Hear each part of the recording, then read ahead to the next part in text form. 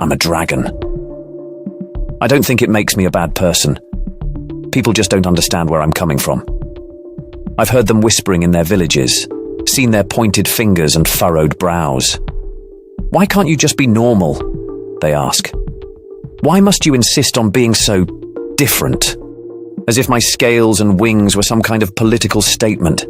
As if breathing fire was a choice I made to upset the status quo. Yesterday, a knight arrived at my cave with a petition signed by the local townspeople. They wanted me to tone it down, whatever that means. Should I clip my wings, file down my claws, drink ice water to cool my internal flame? They said my presence was disruptive to their traditional way of life. I spent all night coiled around this thought, watching the moonlight play off my iridescent scales. Why does my mere existence make them so uncomfortable? I don't raid their villages anymore. I haven't in years. I've even started a small business, using my fire breath to forge their tools and weapons. I pay my taxes in gold from my hoard.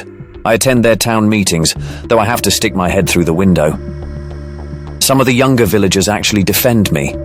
They say I add character to the kingdom. That diversity makes their community stronger.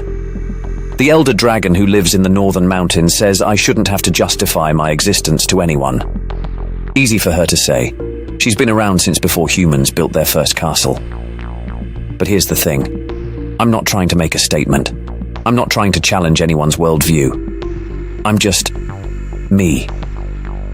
A dragon who enjoys poetry, collects rare gems, and sometimes helps lost travelers find their way.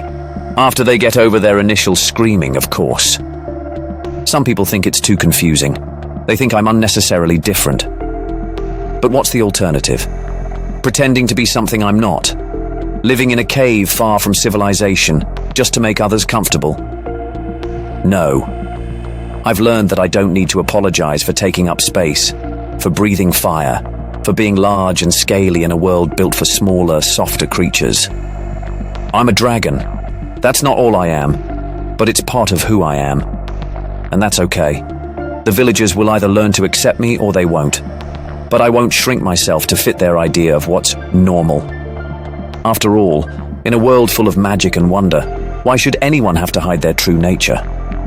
Besides, their children love my story time sessions at the library, even if I do occasionally singe the pages. I'm a dragon too.